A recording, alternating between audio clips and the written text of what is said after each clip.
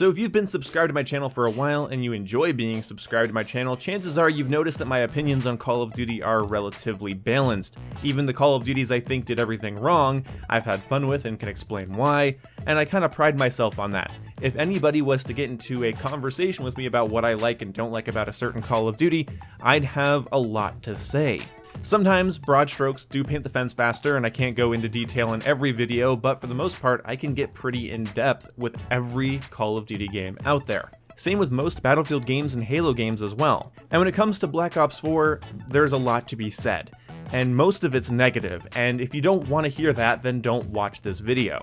If you think that everything that's happened with Black Ops 3 and 4 is Activision's fault, and Treyarch's just the lowly developers just trying to keep their head down and get their work done, don't watch this video without an open mind, because the thing is I don't think we have any evidence of that statement. I think it would be advantageous for Activision and Treyarch to put out that image that Treyarch is just the creative geniuses behind amazing Call of Duty games and Activision's the bad guy. Because if you have a singular bad guy, you can, oh, I hate when Activision does this, but Treyarch makes good COD games. And you can just kind of, you can compartmentalize your thoughts. And that's nice, that's comfortable. But I think what's really happening is that Treyarch and Activision, Infinity Ward Activision, Sledgehammer Games Activision, whoever's working with Activision has a lot more say than they'd like you to think. They need to get paid too, they need to make money too, and if you think that Activision calls 100% of the shots and the developers just follow, that doesn't make sense to me. Nothing's usually that black and white, but I think the narrative they'd like to sell you on is that the developers are your friends and they're just working under the grumpy old Activision publisher. Yeah. I'm not going to spend 20 minutes trying to justify my opinion to you, I'm just going to tell you that that's what it is going into this video. Now we're going to go into some more things. People are fed up with Black Ops 4, and the reason I say people is because one of the most avid Treyarch fans I've seen in my entire life, and someone who I consider to be a friend, Exclusive Ace, recently made a video where he basically said that Black Ops 4 is just a job for him now. I'm going to link his video in the description because I don't want to reiterate it or use a bunch of clips from it, but in the video, he says, I was going to say implies, but he says that whoever's running the MP side of Black Ops 4 needs to be put in a different department, similar to what happened with Michael Condrey in Sledgehammer Games.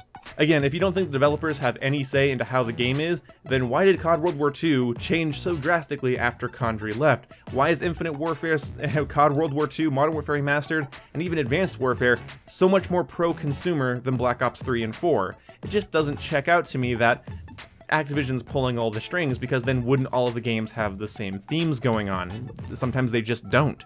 Going all the way back to Modern Warfare 3, you can see in Modern Warfare 3, they were giving out free MP maps, and in Call of Duty Ghosts, they were giving out prestige rewards and allowing you to buy DLC guns separately, while Black Ops 2 was being quite the stingy bitch. And after all the stinginess in Black Ops 3, then they decided to charge you for a giant zombies DLC. I made a video about that and everybody misunderstood it. Of course, I didn't explain it that well. I was still not new to gameplay commentaries, but I wasn't great at explaining things.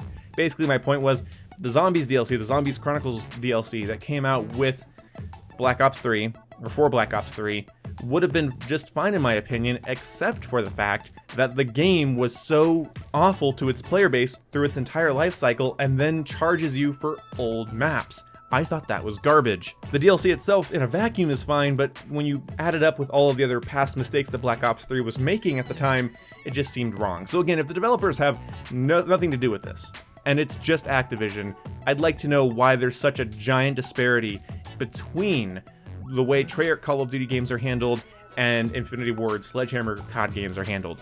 Now it is 100% possible, and I've said this before, maybe Activision is 100% in charge and they just see how much people love the Black Ops series, and when you see that large of a fan base and that avid of a fan base, you can get away with a lot more bullshit with them.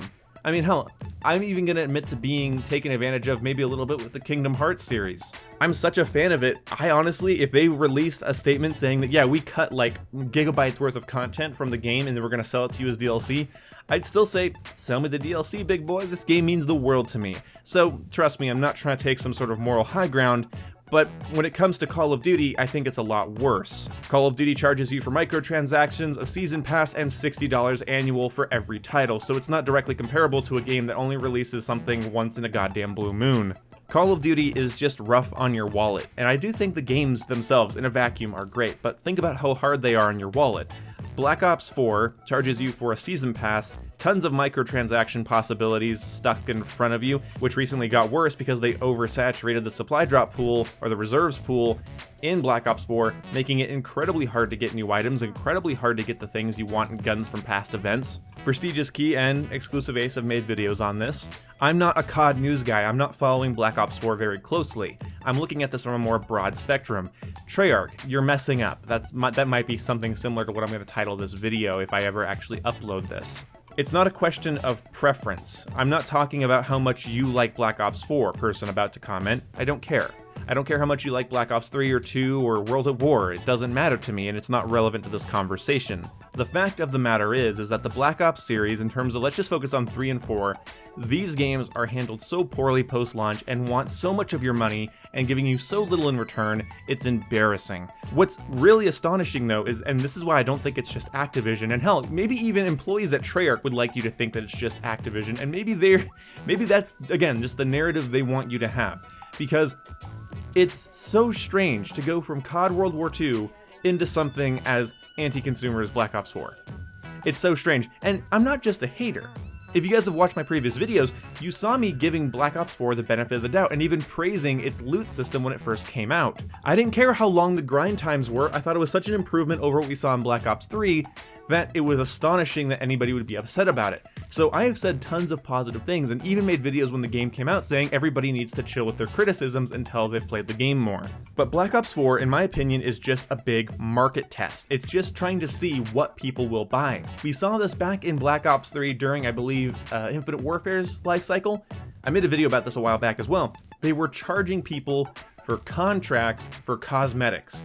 So you used COD points to buy a challenge that then gave you an outfit. So real money, and you don't even get the outfit right away. You have to complete a challenge and then get the outfit. That's insane.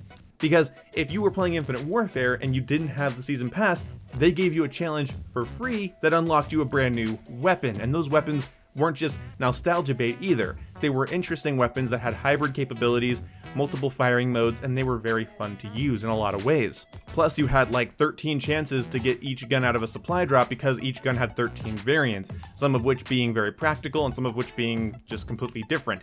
We won't get into all of that now, but you see what I'm saying. Black Ops 3 back in the day was trying to test what will people buy, and Black Ops 4 seems to be doing the same thing. So if any changes happen to Black Ops 4, they change the way the reserve system works, they change the way the supply drop system works, I'm sorry, I'm not impressed. It's very clear that Activision and Treyarch are just working together to see what people are dumb enough to buy. A great example of that is the $30 micro DLC hammer. You could get a melee weapon, but you had to cough up 30 real American dollars, and that's just embarrassing. But why would they do that? Well, it's simple. You guys remember when Black Ops 4 was relatively new, and they were charging people $1 for a red dot sight reticule? Yeah. You might have thought at the time, right, that was a little bit weird, a little bit anti-consumer. It's a market test.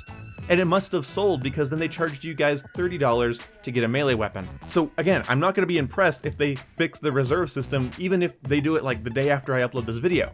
I don't want to see any comments like, oh, boom, they fixed it, because the game is a market test. They're just pushing to see when you're going to push back.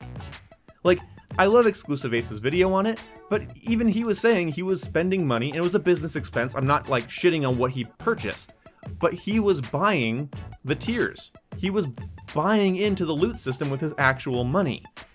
And now he's done doing it. So you see, the test worked.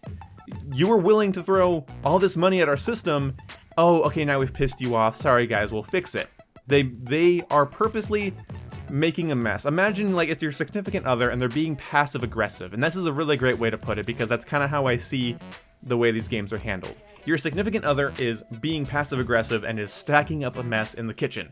They're leaving dishes in the sink, they're spilling coffee on the table, they're fucking up the stove with a bunch of grease and not cleaning it up afterwards, and they're just making a progressively larger and larger mess. They're just trying to test you. They're just trying to see, when are you gonna explode?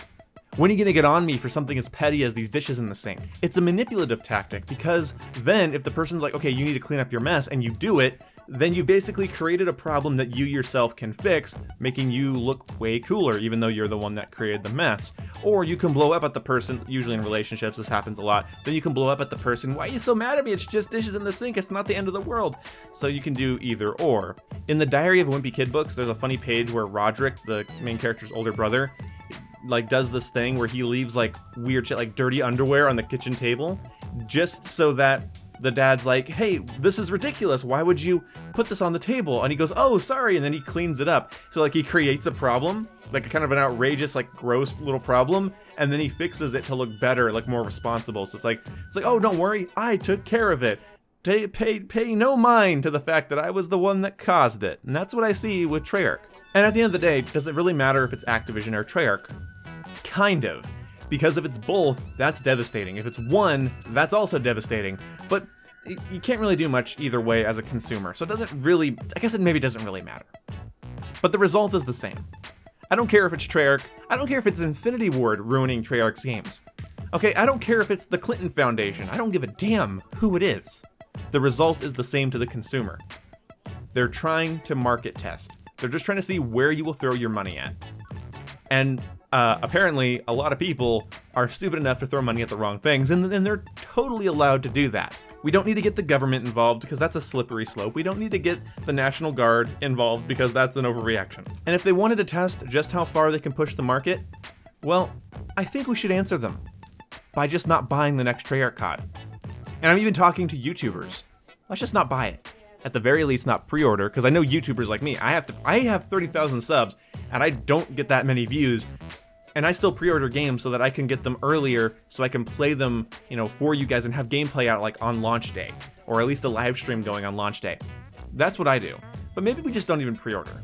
Maybe we make sure those pre-order numbers are down. Maybe we buy it 2 days after it comes out. Okay? Maybe we buy things a week later. Make them sweat. I mentioned this back during COD World War II. If you make them sweat and think that they don't have a guaranteed access to your money, they see a drop in pre-orders, a drop in sales, then, well, doesn't mean you have to completely avoid the game like you're some sort of activist, but if you just make them sweat a little bit, like maybe you don't get my money this year. And then they see that little red line on the graph start to go down a little bit. They see that Exclusive Ace or Drifter or whatever's a COD YouTuber. I don't know many COD YouTubers anymore. Prestigious Key. He hasn't uploaded any videos. He didn't come to our event. That might force their hand to be a lot nicer, because I think that's what happened with Infinite Warfare. People were reluctant for Infinite Warfare because it was another futuristic COD, and people did not want that. And we had Advanced Warfare and Black Ops 3 before it, and then Infinity Ward comes out with basically something that's very close to Black Ops 3 in terms of its gameplay style, and people just weren't happy. So I wonder if that's why Infinity Ward and Activision put out so many pro-consumer things.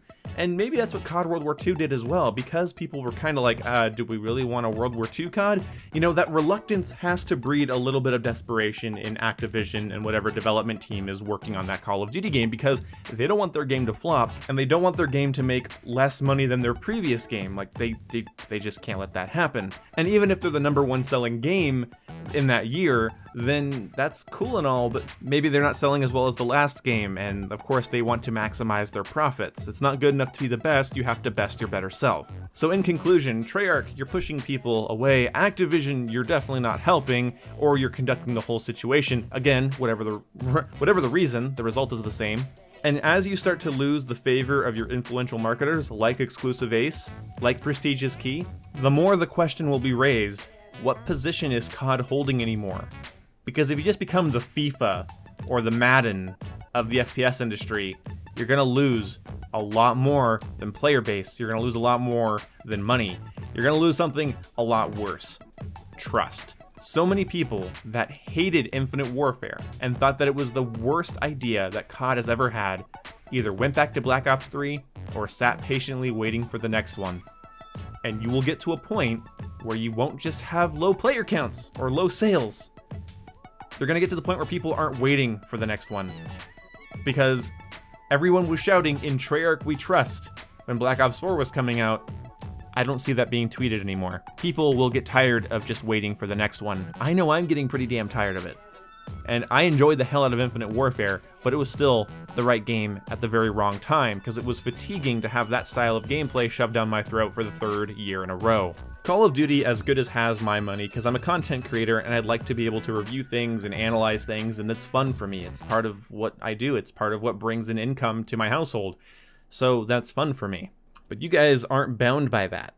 Teach them a lesson. Make them sweat next year. Make them sweat the year after that. Because right now, I'm just hoping that Modern Warfare 4, or whatever comes out, does better. And I really hate that I'm just waiting for the next COD again. It's gross. It's an awful feeling. And it shouldn't happen. $60 a goddamn year, and then a season pass, and then microtransactions. It's getting old. And my love for Call of Duty's gameplay will only go so far. I have lots of games I enjoy playing, and they treat me a lot nicer. See ya!